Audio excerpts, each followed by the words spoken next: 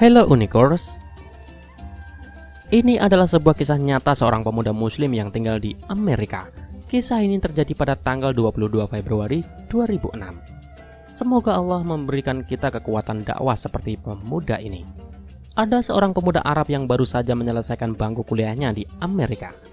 Pemuda ini merupakan salah seorang manusia yang diberi nikmat oleh Allah berupa ilmu tentang agama Islam.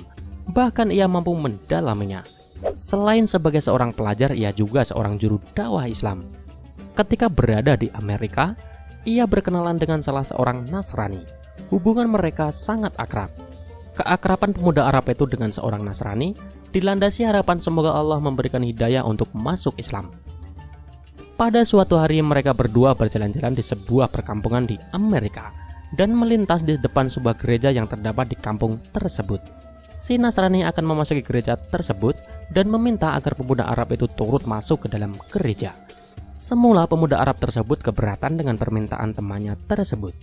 Namun karena ia terus didesak, akhirnya pemuda itu pun memenuhi permintaan si Nasrani itu.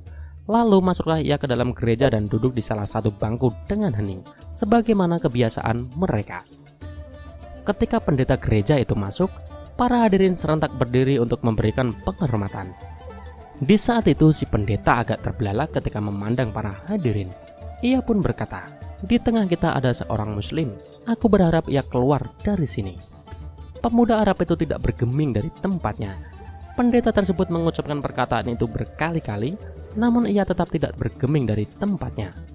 Hingga akhirnya pendeta itu berkata, "Aku minta ia keluar dari sini dan aku akan menjamin keselamatannya."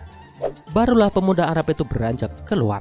Di ambang pintu ia bertanya kepada si pendeta, "Bagaimana Anda tahu bahwa saya seorang muslim?" Pendeta itu menjawab, "Dari tanda yang terdapat di wajahmu." Kemudian ia hendak beranjak keluar. Namun si pendeta ingin memanfaatkan keberadaan pemuda ini, yaitu dengan mengajukan beberapa pertanyaan. Tujuannya untuk memojokkan dan mempermalukan pemuda tersebut, sekaligus mengokohkan agama dan gerejanya.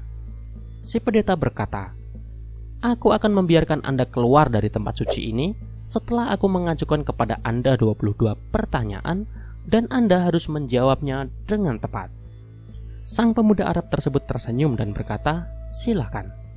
Sang pendeta pun mulai bertanya dengan pertanyaan yang tidak masuk akal. "Sebutkan satu yang tidak akan ada duanya, dua yang tidak akan ada tiganya, tiga yang tidak akan ada empatnya, empat yang tidak akan ada yang limanya, lima yang tidak akan ada enamnya, enam yang tidak akan ada tujuhnya, tujuh yang tidak akan ada delapannya, delapan yang tidak akan ada sembilannya, sembilan yang tidak akan ada sepuluhnya, sesuatu yang bernilai 10, 11 yang tidak akan ada 12-nya, 12 yang tidak akan ada 13-nya, 13 yang tidak akan ada 14-nya. Sebutkan sesuatu yang dapat bernafas namun tidak mempunyai roh. Apa yang dimaksud dengan kuburan berjalan membawa isinya? Siapakah yang berdusta namun masuk ke surga? Sebutkan sesuatu yang diciptakan Allah namun dia mencelanya. Sebutkan makhluk yang diciptakan Allah dengan tanpa ayah dan ibu. Siapakah yang tercipta dari api? Siapakah yang dia azab dengan api dan siapakah yang terpelihara dari api? Siapakah yang tercipta dari batu? Siapakah yang dia azab dengan batu dan siapakah yang terpelihara dari batu? Sebutkan sesuatu yang diciptakan Allah namun dianggap besar. Pohon apakah yang mempunyai 12 ranting? Setiap ranting mempunyai 30 daun. Setiap daun mempunyai 5 buah, 3 di bawah naungan dan 2 di bawah sinar matahari. Mendengar pertanyaan yang aneh dan dibuat-buat tersebut, pemuda itu pun tersenyum dengan senyuman mengandung keyakinan kepada Allah. Setelah membaca bismillah, ia berkata, "Satu yang tidak mungkin ada duanya ialah Allah. Dua yang tidak mungkin ada tiganya ialah malam dan siang." Allah berfirman, "Dan kami jadikan malam dan siang sebagai 2 tanda kebesaran kami." Surat Al-Isra ayat 12. Tiga yang tidak mungkin ada empatnya adalah kekhilafahan yang dilakukan Nabi Musa ketika Khidir menenggelamkan perahu, membunuh seorang anak kecil, dan ketika menegakkan kembali dinding yang hampir roboh. Surat Al-Kahfi ayat 71-82.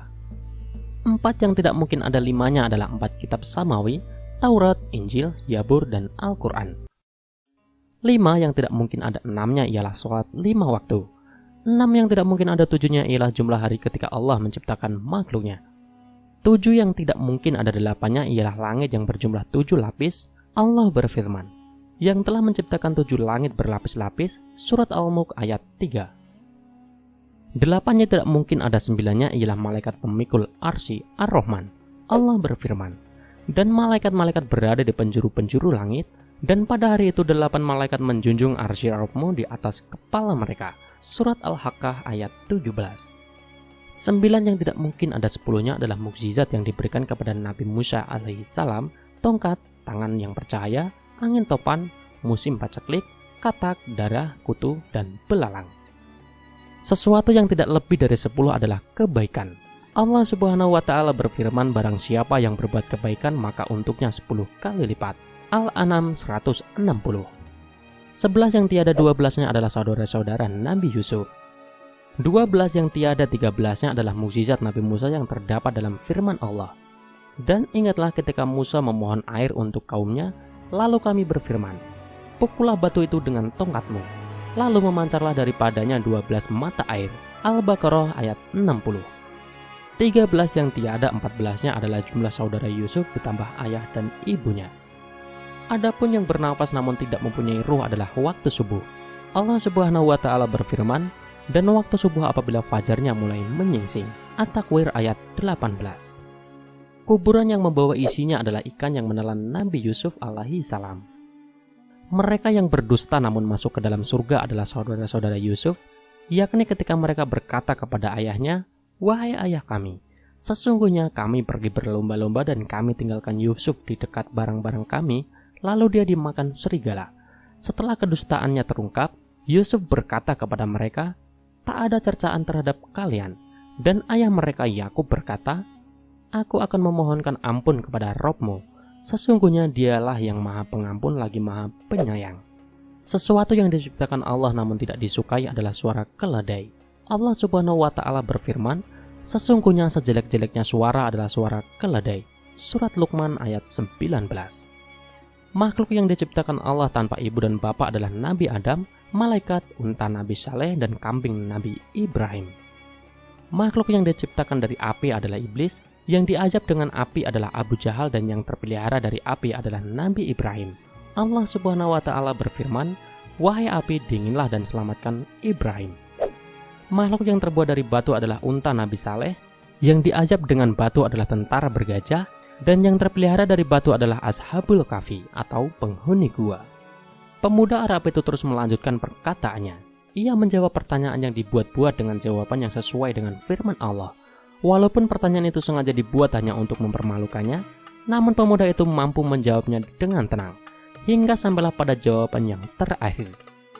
Adapun pohon yang memiliki 12 ranting, mempunyai 30 daun, setiap daun mempunyai 5 buah, 3 di bawah teduhan dan 2 di bawah sinar matahari.